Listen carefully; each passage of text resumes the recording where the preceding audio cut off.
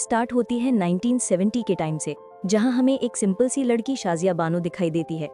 उसकी शादी एक सक्सेसफुल लॉयर अब्बास खान से फिक्स होती है। अब्बास बानो से दिल से प्यार करता था और शादी के बाद दोनों की लाइफ काफ़ी अच्छी चल रही होती है। थोड़े टाइम बाद बानो नोटिस करती है कि अब्बास कभी घर के पुरानी चीज़ें रिपेयर नहीं करता, बल्कि हर बार नया ले आता है। ये बात उसे थोड़ी अजीब लगती है, पर वो कुछ नहीं बोलती। एक दिन बानो अपने गार्डन में गुलाब के प्लांट्स लगा रही होती है, तब उसे पता चलता है कि उसके नेबर का छज्जा उसकी प्रॉपर्टी के अंदर तक बना हुआ है। वो डिसाइड करती है कि वो उसे फटा देगी, लेकिन जैसे ही वो ये काम करती है, वो आदमी उससे झगड़ा शुरू कर देता है और कहता है कि वो पुलिस बुला लेगा। बानो कामली समझाती है कि उसका कंस्ट्रक्शन इलीगल है, पर वो सुनता ही नहीं, बल्कि उल्टा बोल देता है, तुम एक मुस्लिम औरत होकर मर्दों से बहस कर रही हो। ये बात बानो को बहुत हर्ट करती है। थोड़ी देर बाद अब्बास को जब ये सब पता चलता है, तो पहले वो कहता है कि बानो केस नहीं कर सकती क्योंकि प्रॉपर्टी उसके नाम पर नहीं है, पर कुछ देर बाद वो खुद जाके गार्डन का एरिया बानो के नाम ट्रांसफर कर देता है ताकि वो लीगल एक्शन ले सके। ये देखकर बानो बहुत इमोशनल हो जाती है। उसे लगता है अब्बास सिर्फ हस्बैंड नहीं, बल्कि एक सच्चा पार्टनर है। कुछ साल बीत जाते हैं। बानो एक बेटा और एक बेटी दोनों की माँ बन जाती है, पर उनकी मैरिड लाइफ अब पहले जैसी नहीं रही। अब्बास अपने केसेस और काम में इतना बिजी हो जाता है कि बानो के पास वक्त ही नहीं बचता। बानो हर दिन कोशिश करती है कि उनका रिश्ता फिर से पहले जैसा हो जाए, पर अब्बास हमेशा काम में ही डूबा रहता है। एक दिन फिर से वही नेबर उनसे झगड़ा करता है, इस बार इस वजह से क्योंकि बानो का बच्चे कुत्तों के साथ खेल रहे होते हैं। वो कहता है, ये सब हमारे धर्म के खिलाफ है। बानो गुस्सा होकर अब्बास को कॉल करती है, पर वो इरिटेट होकर बोलता है, मुझे बार बार कॉल मत करो। ये सुनकर बानो का दिल टूट जाता है। कुछ दिनों बाद अब्बास बताता है कि उसे एक प्रॉपर्टी के केस के चक्कर में पाकिस्तान जाना पड़ेगा। वो कहता है, मैं 3 हफ्ते में वापस आ जाऊंगा, तुम अपना ख्याल रखना। बानो तब प्रेग्नेंट होती है, तो वो उसे समझ जाती है, लेकिन 3 हफ्ते नहीं, पूरे 3 महीने निकल जाते हैं। जब अब्बास फाइनली लौटता है, तो बानो खुशी के मारे भागकर बाहर आती है, पर उसके साथ उसकी माँ भी होती है। और वहीं पर बानो को सच पता चलता है, अब्बास ने पाकिस्तान में एक और शादी कर ली है, सायरा नाम की लड़की से। ये सुनकर बानो की दुनिया हिल जाती है। उसने कभी सोचा भी नहीं था कि जिसे वो सबसे ज्यादा चाहती थी, वही उससे इतना बड़ा धोखा देगा। बानो गुस्से में अब्बास पर चिल्लाने लगती है, तुमने ऐसा कैसे कर दिया मेरे साथ। तब अब्बास की माँ बीच में बोल पड़ती है। वो कहती है, अब्बास ये शादी करना नहीं चाहता था, मैंने उसे मजबूरी में कसम दी थी। फिर वो समझाती है कि अब्बास की फूफी के परिवार ने हमेशा उन पर एहसान किए थे। उनकी बेटी सायरा एक अत्याचारी हस्बैंड के साथ शादी करके बर्बाद हो गई थी, और उसके पति के मरने के बाद वो विडो बन गई थी। उन्होंने ही चाहा कि अब्बास सायरा से शादी करे ताकि उसकी जिंदगी दोबारा बन सके। अब्बास मना नहीं कर सका और कसम की वजह से उसने सायरा से निकाह कर लिया। ये सब सुनकर भी बानो का दिल नहीं मानता, वो सायरा को एक्सेप्ट नहीं करती। अब्बास की बहन उसे समझाती है कि अगर तू चिल्लाई लड़ाई की तो अब्बास सायरा के पास चला जाएगा, तुझे समझदारी से काम लेना होगा। ये बात बानो के दिमाग में बैठ जाती है और वो चुपचाप सायरा को घर में आने देती है। रात में अब्बास बानो के पास आता है और प्यार से कहता है, तुम मेरी फर्स्ट वाइफ हो, मेरी पहली मोहब्बत। मैंने सायरा से शादी मजबूरी में की, पर दिल से सिर्फ तुमसे प्यार करता हूँ। बानो थोड़ा इमोशनल हो जाती है, उसके आंसू रुक जाते हैं। उसे लगता है शायद सब ठीक हो जाएगा। अब सायरा गार्डन के साइड वाले आउट हाउस में रहने लगती है, लेकिन जब भी सायरा अब्बास के लिए कुछ काम करती, बानो उसे पहले ही कर लेती। यहाँ से क्लियरली दिखता है कि बानो के अंदर थोड़ा जेलसी आ चुकी है, लेकिन साथ ही उसे सायरा पर थोड़ा तरस भी आता है। सायरा हमेशा बानो को आपा कहकर बुलाती थी और बहुत इज्जत से बात करती थी। एक दिन सायरा बानो से कहती है कि उसे कुछ चीजें चाहिए, जैसे बेडशीट्स, परफ्यूम और कुछ और सामान।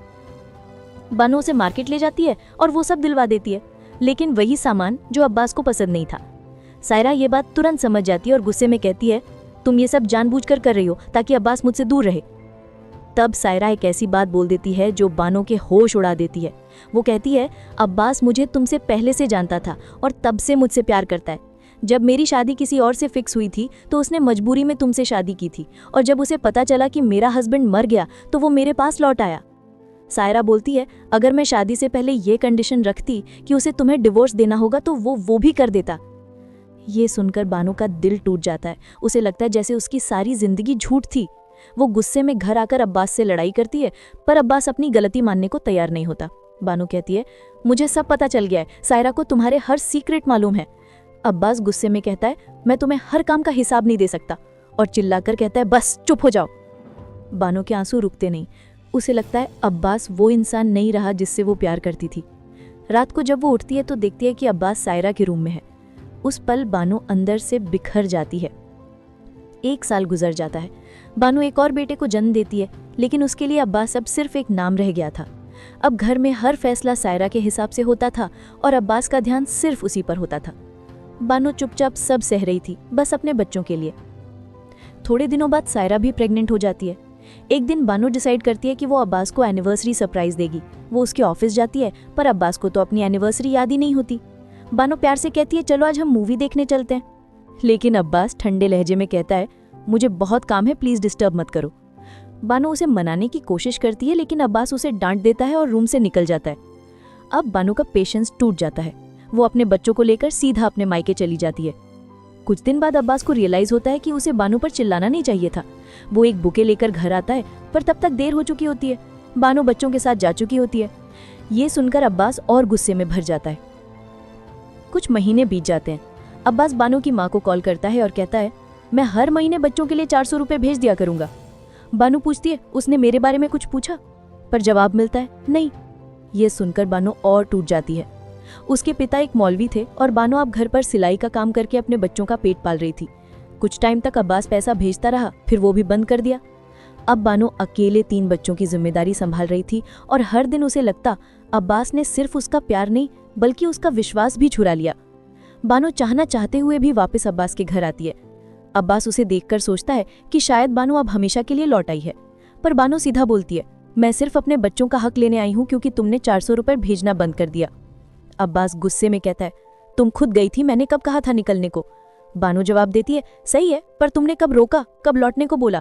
वो कहती है, मैं अपने बच्चों के लिए पैसा चाहती हूँ क्योंकि वो सिर्फ मेरे नहीं तुम्हारे भी हैं। पर अब्बास ईगो में बोलता है, मैं पैसा नहीं दूंगा, अगर तुम एक शरीफ औरत हो तो अपने हस्बैंड की बात मानो। बानो कहती है, एक हस्बैंड ने झूठ बोला, दूसरी शादी की और बच्चों की परवरिश में हाथ तक नहीं बताया, अब मैं चुप कैसे रहूं? वो कहती है, मैं औरत नहीं माँ हूं और अब मैं चुप नहीं रहूंगी। ये कहकर बानो चली जाती है। सायरा अब्बास की माँ उसे समझाती है कि इतना पैसा कमाता है तो 400 रुपये तो दे सकता है बच्चों के लिए। लेकिन अब्बास का घमंड अब हर्ट हो चुका था। उसे लगा बानो को सबक सिखाना जरूरी है। बानो का अब्बा एक काजी के पास जाके अपनी बात रखते हैं, पर काजी कहते हैं बानो को घर नहीं छोड़ना चाहिए था, अब हम कुछ नहीं कर सकते। ये सुनकर बानो के अब्बा समझ जाते हैं कि उनकी बेटी को अपने हक के लिए खुद लड़ना होगा। वो कहते हैं, रास्ता मुश्किल है पर मैं तेरे साथ हूँ। बानो का हौसला बढ़ता है और वो कोर्ट जाती है। जज कहता है, तुम्हें पहले एक लॉयर चाहिए। तभी वहाँ बीना नाम की एक लेडी लॉयर मिलती है जो उसका केस लेने के लिए रेडी हो जाती है। बीना के साथ फराज भी होता है, दोनों मिलकर बानो का केस लड़ते हैं। अब अब्बास के खिलाफ सेक्शन 125 में केस रजिस्टर होता है। अब्बास हैरान हो जाता है पर डिसाइड करता है कि वो भी जवाब देगा। मुस्लिम कोर्ट के काजी बानो पर नाराज होते हैं, कहते हैं औरत को अपने मर्द के खिलाफ ऐसे नहीं बोलना चाहिए। पर बानो कहती है, मुझे कुरान पढ़ी हूँ, मुझे पता है मेरा हक क्या है। कुरान में औरतों और मर्द दोनों को हक बराबर मिला है, फिर उन्हें चुप क्यों कराया जाता है? वो कहती है, मैं गलत नहीं हूँ और मेरा खुदा जानता है कि मैं सही हूँ। इतना कहकर बानो निकल जाती है। कुछ दिन बाद अब्बास की माँ उसे घर बुलाती है समझाने के लिए, पर तभी अब्बास गुस्से में आके कहता है, अब मैं तुझे जवाब दूंगा, और एकदम से 3 बार तलाक तलाक तलाक बोल देता है और 2000 रुपए का मेहर उसके हाथ में दे देता है। बानो शॉक में रह जाती है। उसकी माँ बहन सब उसे रोकने की कोशिश करते हैं, पर अब्बास किसी की नहीं सुनता। वो कहता है, अब बानो मेरी वाइफ नहीं है, उसका केस मेरे ऊपर नहीं चल सकता। बानो टूट जाती है। तब बीना उससे मिलने आती है। बानो बताती है, कुरान में लिखा है तलाक के पहले 3 महीने का वक्त देना चाहिए और दोनों फैमिलीज मिलकर बात करते हैं, पर अब्बास ने सब रूल तोड़ दिए। बीना कहती है, तो इसका मतलब तुम्हारा तलाक वैलिड ही नहीं है और तुम अभी भी उसकी वाइफ हो, उसे बच्चों का खर्चा देना ही पड़ेगा। यही सुनकर बानो को एक नई उम्मीद मिलती है। केस हाई कोर्ट में चलता है, जहां अब्बास कहता है, मैंने तलाक दिया, अब जिम्मेदारी मेरी नहीं है। पर बीना सबके सामने प्रूफ के साथ कहती है, उसने ना बानो को इन्फॉर्म किया, ना कुरान के रूल फॉलो किए। ये सुनकर अब्बास चुप हो जाता है। अब्बास चुपचाप खड़ा रहता है, कुछ बोलता ही नहीं। बीना उसे देखती रह जाती है। उसे समझ नहीं आता कि अब्बास इतना चुप क्यों है। तब बीना एक पुराना केस याद करती है। कुछ साल पहले ताहिरा नाम की एक लेडी का केस सुप्रीम कोर्ट तक गया था, जिसमें जज ने फैसला दिया था कि हस्बैंड को उसकी वाइफ को लाइफ टाइम मेंटेनेंस देना होगा।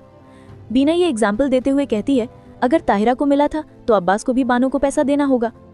अब्बास कुछ नहीं बोलता। जज अपना वर्डिक्ट सुनाता है। ये जजमेंट किसी रिलीजन के खिलाफ नहीं है, ये एक इंडियन वुमन के हक में है। कोर्ट कुरान और इंडियन लॉ दोनों की इज्जत करता है, इसलिए बानो को हर महीने 120 रुपए मिलने चाहिए लाइफ टाइम के लिए। बानो की आंखों में आंसू आ जाते हैं। उसने 10 साल लड़ाई लड़ी, पर आखिर जीत गई। 1985 में वो केस जीतकर कुरान पढ़ाना शुरू करती है ताकि और औरतें भी अपने हक के लिए लड़ना सीख सकें।